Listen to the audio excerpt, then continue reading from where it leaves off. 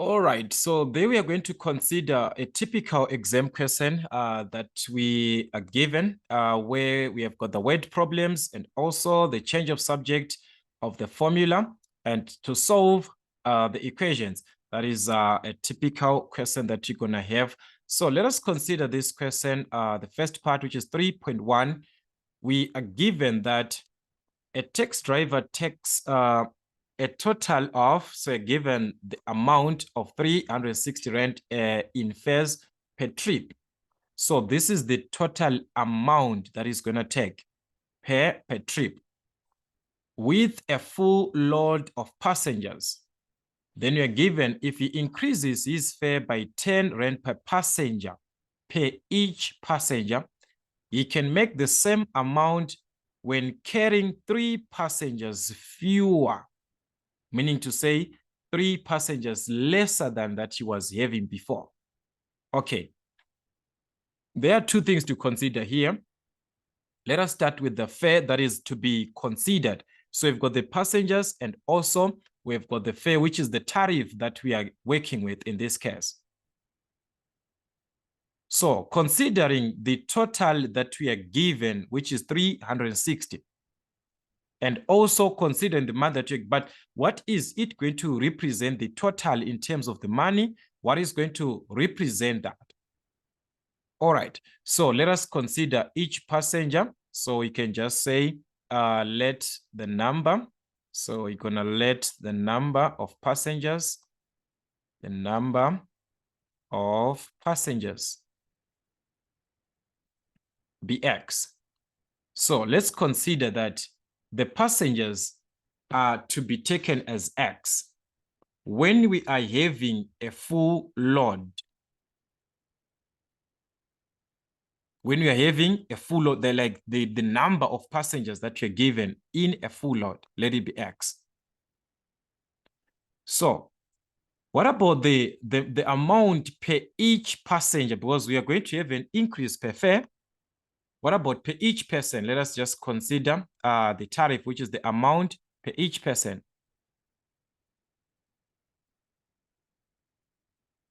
The amount per each person. Okay, so let's just call this Y. So we've got 2 things to consider in this case, all right? Which is the amount per each person, which is Y in this case, and also the passengers to be X. So let's have our statement in terms of these. At least we can consider our question. They are saying a taxi driver takes a total of 360 rand, the total of 360. Remember, let's just say there are 20 passengers, the total of them. Then each is paying, let's say, 15 rand each. You are going to multiply to obtain the total. Now consider that the total number of passengers, all right, let's just save this properly, the total number of passengers, which is X, but each person, which is each passenger, is paying Y rand. So what is the total in terms of our letters, this in terms of our total? If they are X total passengers, but each is paying Y, so the total is the product, which is XY. So it means the total, the product of the total number of passengers to the amount per each person, each passenger. If you multiply the amount of each passenger to the number of passengers in the bus, you're going to have the total, which is 360. We are given that the total was 360. That is the equation that we're given. Okay, that is the first statement. The second statement is that if he increases his fare by 10 rand per passenger, he increases by 10 rand per each passenger. The amount per each passenger, which is per each person, It was y in the original. Now it's increased by 10. To increase is to add. So this amount is increased by 10. It is y plus 10. The amount is increased by 10. So they are saying this is the amount per passenger. He can make the same amount. He is going to make the same amount of 360. But now, when carrying, take note, when carrying 3 passengers fewer, meaning to say the number of passengers, when he increases this money by 10 rand, while carrying 3 passengers fewer than what he had, because the total, they were X. But now there are 3 passengers fewer. Fewer, it's less. In increase, you add. Fewer, it's a minus. So meaning to say, according to the total number of passengers, they are going to be 3 fewer than what we had. So you're going to subtract 3. So meaning to say, this is the new condition. The number that is the total number of passengers. They are now X minus 3. The total per the amount per each person is y plus 10. This is the new condition that you are given there. But you are told that with this number of passengers, with the increased fare per each passenger, we are going to have the total, which is the same amount. That is the total. We are going to have the same amount of 360 with these two. So just like what we had, there were X total number of passengers paying y, we multiplied X times y to get 360. Now, how many passengers do we have? X minus 3. They are 3 fewer than what we had. How much are we paying? Each passenger, how much is it paying? Each passenger is now paying y plus 10. Each passenger, each meaning to say 1. So times the number of passengers, we are supposed to have the same amount before the increase was made. That is the question. We are supposed to have the same amount. So this question now, they're asking us to calculate the total increased fare amount. The total increased fare amount. If you're talking about the increased, we are talking about each person, it was y, then increased y plus 10. The original number of passengers, remember, we are talking about the X. So meaning to say, this question, it is just to calculate both at the same time, X and Y, then you consider 3.11 and 3.12 after that, but just calculate your X and Y as usual, because there you have formulated 2 equations, and these are simultaneous equations. So you've got the first equation, the second equation. So depending with the way that you are going to solve that one, it is up to you. It's either you're going to make X the subject, you're going to make Y the subject from the first equation. That one is up to you. So in this case, from the first equation, I was just gonna make X the subject, meaning to say X is equal to 360 over Y like this. This is now my equation 3. So in place of X of the equation 2, I'm going to substitute with this X. So remember your substitution method. So in place of X, we are going to substitute 360 over Y like this minus 3. All right, into the bracket of y plus 10. This is equal to 360. So as we can see there, we've got 2 brackets. Expand your brackets as usual. That is 360. 360 over y is going to multiply a y. These 2 will just cancel. That's a 360. And 360 over y is going to multiply a 10. That's 360 over y like this times 10. Same as 10 over 1. So we're going to have 3,600 over y like this. All right, the same thing with the minus 3. The minus 3 multiplies y, that is minus 3y. The minus 3 multiplies the 10, that is minus 30, is equal to 360. All right, so as you can see, this equation that we are given, We have got like terms to consider, also fraction. So it's up to you now. Which part are you gonna work with first? Is it the part of the simplification of the fractions?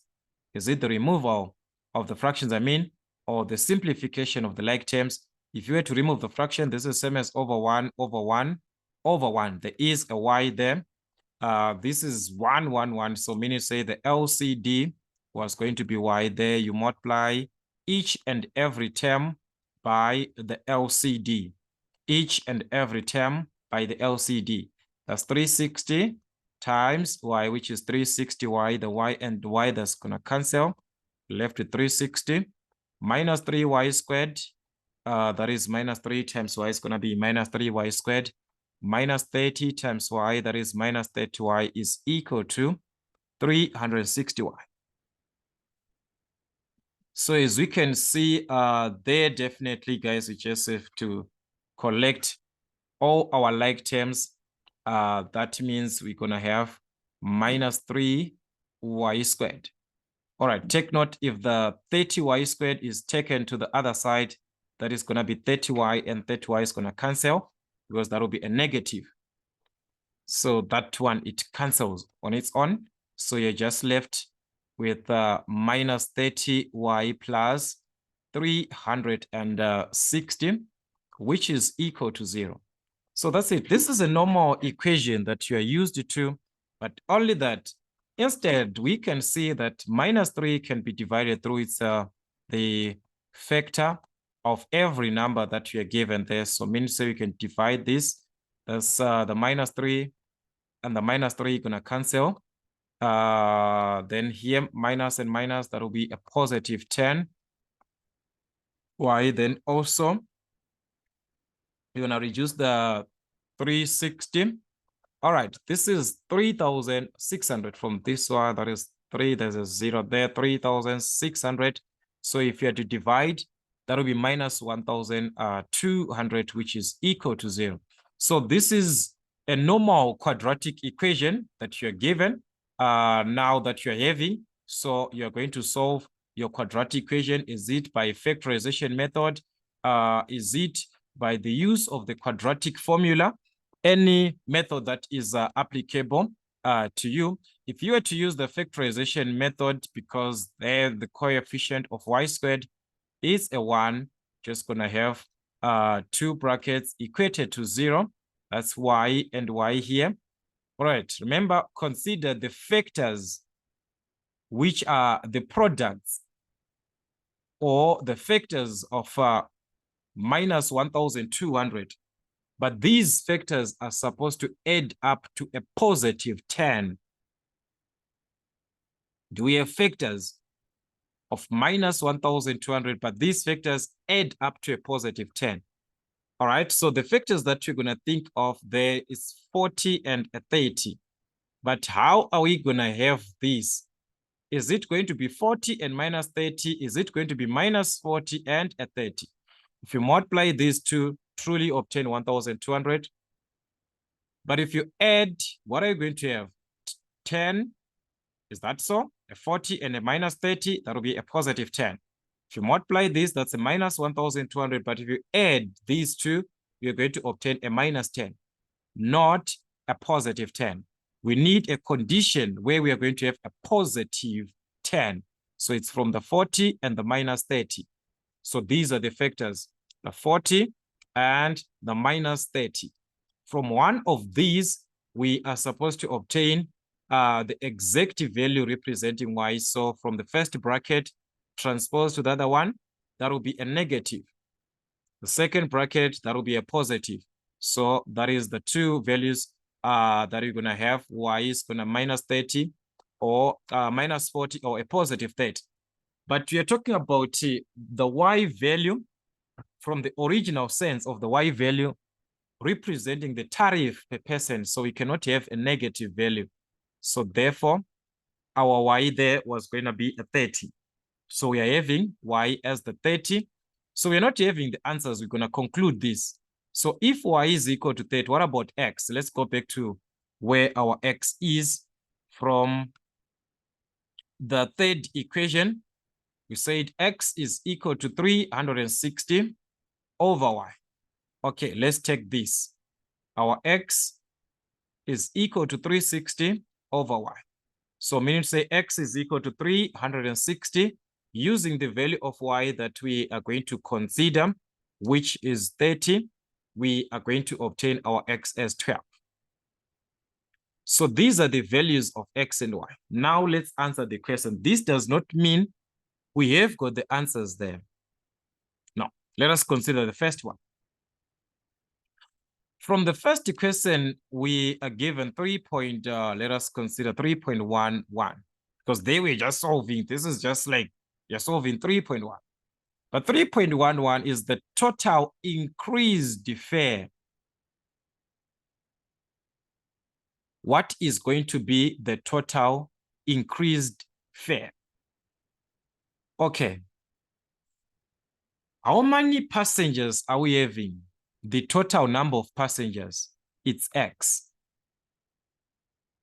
Okay, I want you to understand this one. This is 3.11. The total increased fare we are talking about in this same trip full of passengers, where the total number of passengers is X, and we calculated our X, and we got that our X is 12. We calculated Y, which is the amount which was paid before. We got our Y as 30. Remember, Y there was 30. Let's be specific about the question. The question is, we need the total increased fare amount. Okay. This is not given like each person, they need to like, what is the fare, the total, the fare per trip, the trip that we had. So if originally the amount was 30, now it's Y plus 10. This is the new condition. Remember, this is for the new condition, the new condition. The new condition is that the amount is increased by 10. So it was 30. So it's going to be 30 plus 10, which is 40. So each passenger, each person now is paying 40 rand. Previously, on the original condition, the passenger was paying 30 rand. But remember, it was increased by 10. So it's Y plus 10. So Y plus 10, that's 40. So meaning to say, in this case, each passenger is paying 40 rand, each passenger. So what is the total that we have like for the full load? The full load has got how many passengers? X. The total number of passengers in a load is 12. So 40 times 12 gives us the total that is now paid, which is 480 rand. Previously, the total was 360 per trip that was taken. But this time the trip is going to be taken at 480 rand. So you needed to calculate your X and Y values like that. 3.12, the original number of passengers per trip, the original number of the number of passengers, it was X. So X is what? X is 12.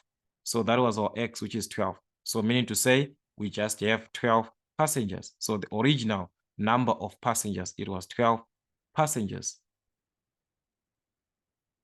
That is our question there. So these calculations, they sum up to our questions. You need all these calculations, substitutions. As you can see, after that, it's now solving of the equations from the statement that you formulated. So you need to formulate a statement from what you're given. Introduce, is it X, is it Y that you're given? So if there are two conditions, it will be of best nature that you introduce X and Y. Some of the questions, you just introduce X because it is a one condition that you're given. But in this, there are two things that you consider. You consider the number of people, you consider the amount, two different things. So that's why we have to consider X representing another part, Y representing also another part. All right, 3.2, make x the subject of the formula. So there we are given the logarithm of a to the exponent of x over b, which is equal to d. And we have to make x the subject. So there's so many ways. It's either you're going to remove the log, you remain with a single term, then you introduce the log back. It's up to you. How do you remove the log? Remember, the logarithm of a in the base of b to be equal to c. It means a is equal to b to the exponent of c. So in the base of 10, this is our a. Remember, if the base is not given, it means you're in the base of 10. So this whole part here is representing our a. So it means a to the exponent of x over b is equal to what? B to the exponent of c, that is the base to the exponent of the answer, 10 to the exponent of d. Remove the fraction that you're given, so you're going to multiply by b on this term. A to the exponent of x is equal to b times 10 to the exponent of d. We are now left with a single term containing or having x. So you can introduce our logarithm. Remember how you solve. You can introduce the ln. You can introduce the normal log, as you can see. You just have a normal part. So it's up to you. So introducing the logarithm, that means we're going to have the log this side and also have the logarithm on the other side. All right, sorry for that. So this is going to be the log and also the log. So this is the log of this part. So remember the purpose. Once a log is introduced from our laws of logarithms, the exponent affecting a log can be used to multiply the same log. So that's x, the logarithm of a, equal to the logarithm of the whole of this part, which is b times 10 to the exponent of d. I want the value of x. So what am I going to do? Divide by the logarithm of a, both sides, by the logarithm of a, both sides. So that means we are remaining with x. So in this case, our x, therefore, was going to be given as the logarithm of b times 10 to the exponent of d, everything over the logarithm of, this is one thing like this. Then this is over the logarithm of a. Everything like the whole of this log is over the log of a. Over the log of a like that. So what if I used the laws of logarithms here? Because someone might ask, say, what if I just use the laws of logarithms? Because there are laws to be used. Instead of removing the log, what if I just work with the log as it is? Understanding that we are working with the log and we are dividing the numbers, we do know that there is no way that these numbers can be divided under a single logarithm like this, except that it was a subtraction of the logarithms, the logarithm of a minus the logarithm of a b. To divide the numbers under a single log, the numbers are being, the logarithms are being subtracted. So this is the logarithm of a to the exponent of x minus the logarithm of b equal to a d. This is what you can actually apply as. Okay. We are focusing with where the log, with where the x is, because remember, you have to make x the subject. You're focusing with where x is.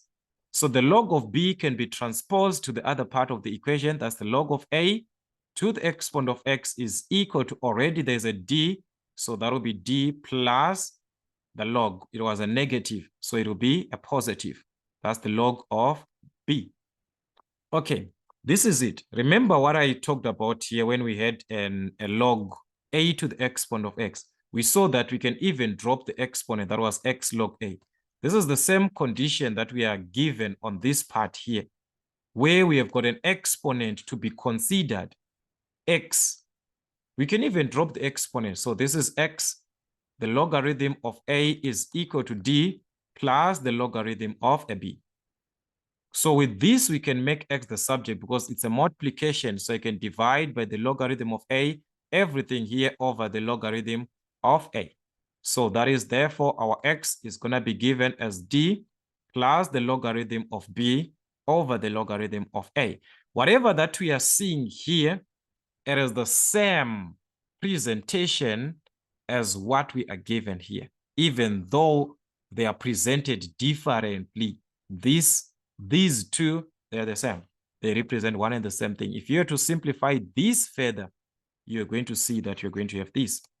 But there's no need. If you're used this way, just leave it like that. If you used it this way, just leave it like that. X is the subject of the formula. So working with logarithms, also the laws of logarithms are to be applied. It's true you have to make this the subject, but the laws of logarithms also they are to be put into place. If it was a product of A and B, where was this taken from? Addition of our logarithms. So we have to be very careful. All right, so that was a simpler question actually. So for x, 3, that is 4 marks on this one is a fraction. So remember your fractions, it'll be of best nature that you just clear the fractions, multiplying each and every term by the LCD. So there we have got x, so you're just going to consider our LCM or the LC, there's x, all right, which is same here. There's x plus 1, also x plus 1, which is the same. So there is x plus 1, x minus 2, x minus 2, there's x minus 2, x minus 2.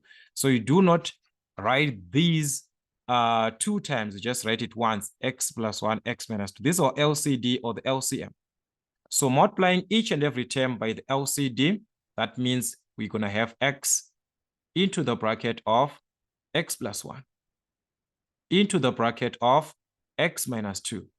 Each and every term.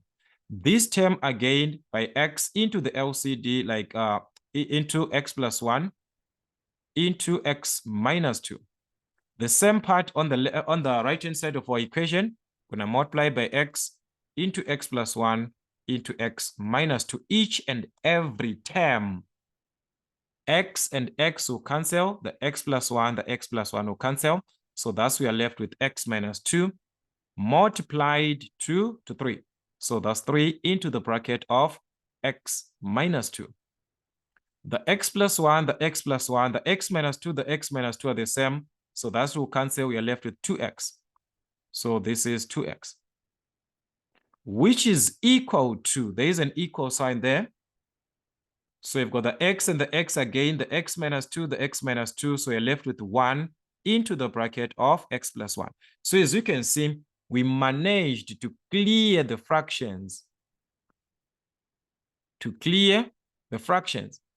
By multiplying each and every term, each term, this is a term, this is a term, this is a term by the LCD. So what are we going to form later on? It's another type of an equation. We do not know, is it going to be a quadratic? Is it going to be a linear? That one we'll see it later on. How? Expand the brackets. 3 times x, that is going to be 3x. 3 times minus 2, if you distribute, that will be minus 6. Plus 2x is equal to, distribute by 1. Multiplying by 1 does not affect anything. So it will remain as it is. So as you can see, this is a linear equation. The highest exponent that we have on x is 1. So that's a linear equation. So you can collect the terms of x, that is x and 2x, which is going to be 5x minus 6 is equal to x plus 1. So you can transpose the x this side, that will be a negative. That's 5x minus x, which is going to be 4x. Transpose the minus 6 to the right-hand side, it was a negative. So the sign will change to be a positive. That will be a 7. So dividing by 4 both sides, we have got the value of x. So what is going to be our x? So in this case, our x was going to be taken as a 7/4, which you can write as a improper fraction as it is. You can write as a mixed fraction, as a decimal. It's up to you. But the value of x there is going to be a 4/7. So these are the typical questions that you are going to be given, repeating as they are. These questions, they do repeat. Just make sure that you do revise as many questions as you can But for these questions and more to come, let's make sure that we keep on track till we meet again.